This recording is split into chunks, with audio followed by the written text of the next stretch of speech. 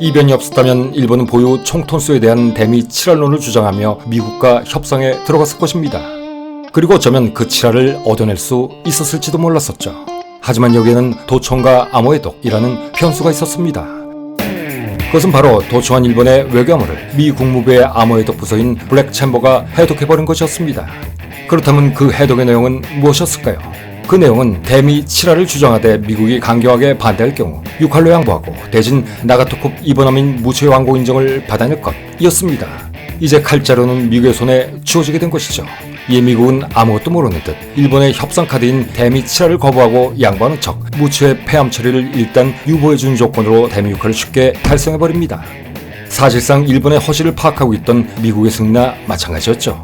결국 거의 다 만들어 놓은 무치를 버리기 싫었던 일본은 무치의 폐암 처리 유보 조건으로 6할, 즉 미국과 영국의 함선 총톤수 대비 일본의 함선 총톤수를 60%로 제한한다는 것을 받아들인 것인데 결국 일본은 시작부터 정보조에서 이미 패배하고 있었던 것이죠. 어쨌든 역사상 최고의 군축조약인 워싱턴 군축조약이 성사됩니다. 그리고 그 내용은 첫째, 주력 전함의 합계 톤수를 미국과 영국은 52만 5천 톤, 일본은 31만 5천 톤, 프랑스와 이탈리아는 17만 5천 톤으로 제한한다.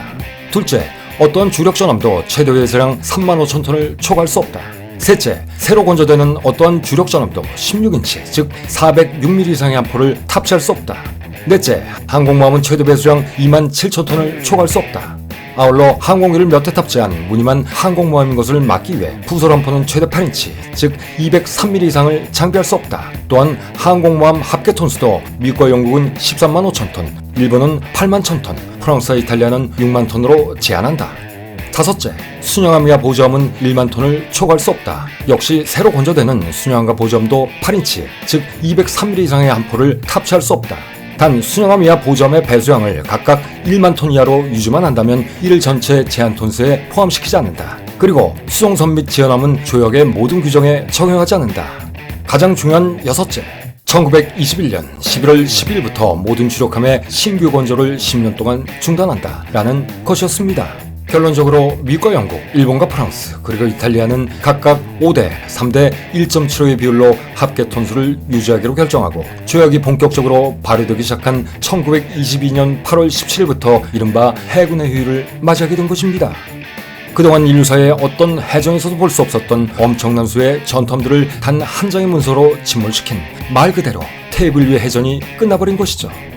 이로써 수십 척의 기존 전함들과 순양 전함들이 줄줄이 스크랩 처리되기 시작했고 전함 용도로 건조 중이던 모든 함정들은 건조 중단되거나 항공모함 등으로 설계가 변경됩니다. 그러나 처음부터 이 조약의 빈틈을 주시하던 나라가 있었습니다. 그것은 바로 일본. 일본은 이런 국제 제재를 처음부터 지킬 생각도 또 의지도 없었습니다. 만약 그렇지 않았더라면 이는 일본이 아니었겠죠. 그래서 꼼수의 달인, 아니 꼼수의 재앙이 실력을 발휘하기 시작합니다. 그리고 이 때문에 조약은 얼마 안가 망가지기 시작하죠. 일본의 어처구니없는 잔물에 의해서 말입니다.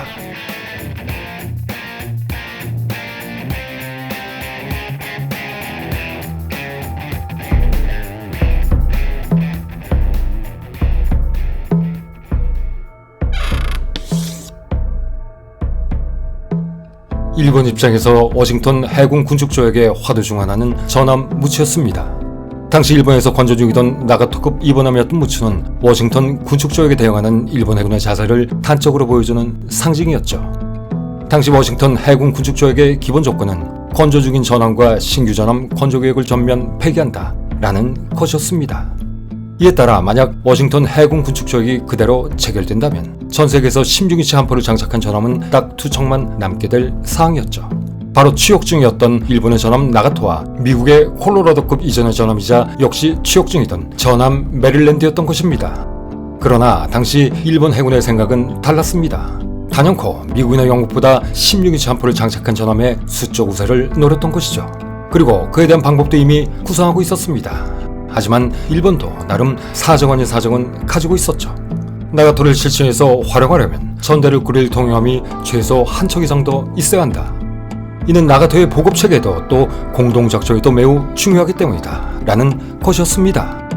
이것 때문에 일본 해군은 무추를 도저히 버릴 수 없었던 것이죠.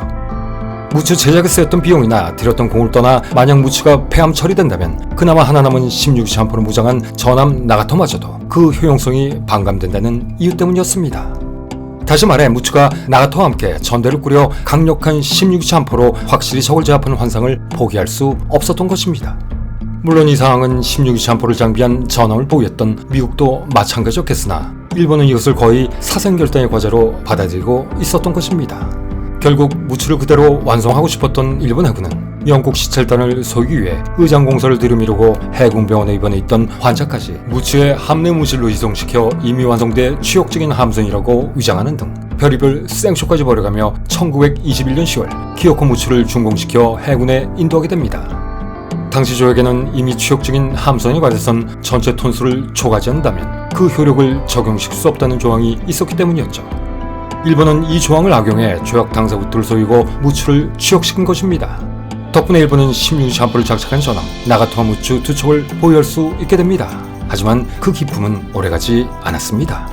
일본만 16인치 함포를 장착한 전함을 두 척 보유하는 것은 불공평하다. 우리도 그 톤수만큼 기존의 전함을 퇴역시키고 동양의 전함을 건조하겠다라는 이유로 미국과 영국이 들고 일어났던 것입니다.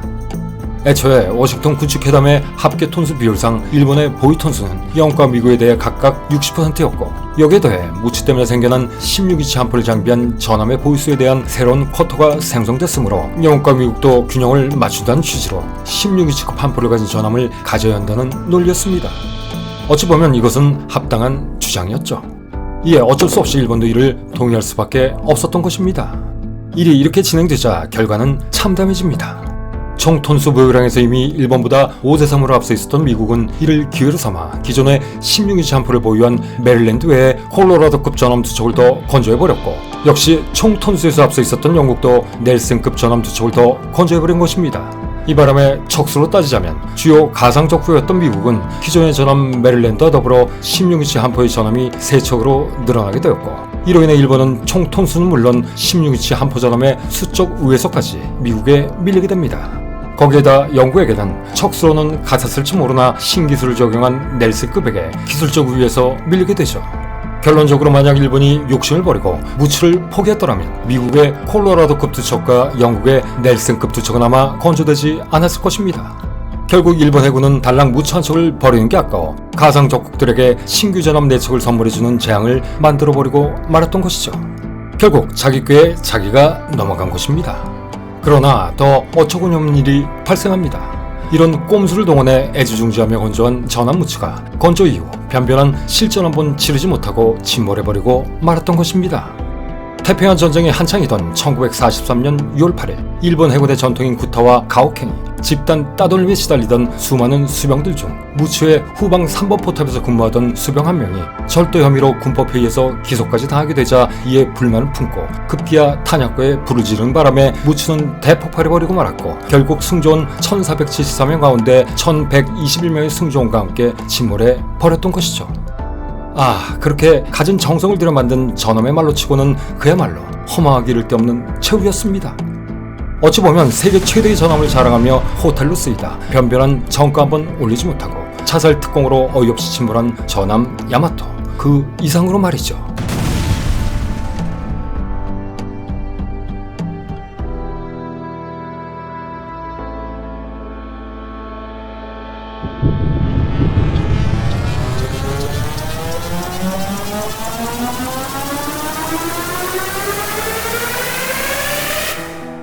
결국 1121명의 승조원과 함께 허무하게 침몰해버리고 말았던 무추.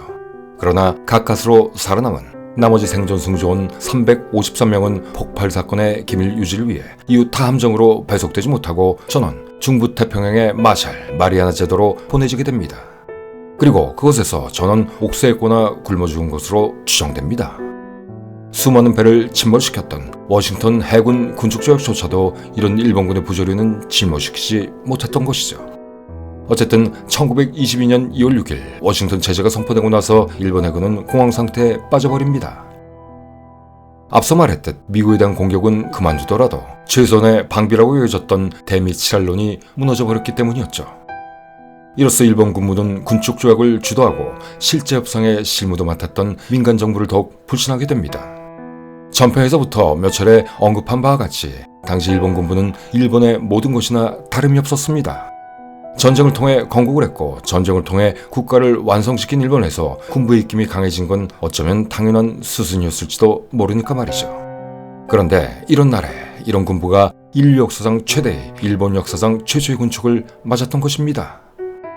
워싱턴 해군 군축회담이 열리기 전 일본 해군이 88함대 건설이라는 장밋빛 꿈을 꾸고 있었다는 것은 3-2부에서 이미 주저한 바가 있습니다.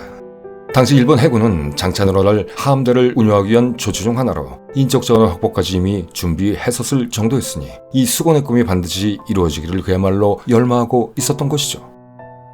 당시 일본 해군 수뇌부는 정원이 100명이었던 해군 상원 합격격인 해군 병합교 역시 입학생을 300명으로 증원하였고 늘어난 함대를 운영하기 위한 갖가지 전술도 이미 구상하고 있었습니다. 하지만 이젠 이 모든 것이 물거품이 되어버리고 만 것이죠. 그러나 국가의 안위도 아니었겠지만 사실 일본 해군이 함대를 확장해야 하는 이유 중 가장 중요한 이유는 따로 있었습니다. 바로 자신들의 입신양명 때문이었죠. 다시 말해 함대의 확장만이 보직의 확대와 그에 따른 진급의 확보를 담보해주기 때문이었으니까요. 하지만 워싱턴 체제로 인해 이 모든 것이 날아가 버린 것입니다. 이 미래가 불투명해진 일본 해군은 내부적으로 불복을 끓기 시작했고 이 총체적 난국은 분열로 이어지게 되는데 종국에는 조약파 함대파로 갈라지게 됩니다. 하지만 서로 조약 체결에 찬성과 반대를 각각 외쳐대긴 했지만 결국 이 모든 사태의 원인을 문민정부의 무능으로 뒤집어 씌워버리죠. 그리고 또다시 런던 해군 군축조약까지 이어서 체결돼 버리자 그 불안과 분노는 마침내 폭발해버리고 맙니다. 급기야 급한 불의로 당시 총리 대신이었던 군축주의자 이누카이 수요시를 일단의 장교들이 암살해버립니다. 이걸 도대체 어떻게 받아들여야 할까요? 이렇게 자신들의 안위와 이기심을 위해 미쳐 날뛰는 집단이 또 있을까요? 그것도 국민의 명령에 의해 규율에 따라 행동해야만 하는 군인들이 말입니다. 국가 국민 안위는 뒤로 접어두고 무조건 자신들의 입신과 출세를 위해서만 움직이는 군대. 모든 권력을 독점하고 자신들 조국의 등골을 모조리 뽑아먹는 군대. 그런 광계 집단이었던 일본의 군부. 이때부터 일본 군부는 광견병에 걸린 개가 목줄이 풀린 채 나돌아다니는 것과 다름이 없게 됩니다.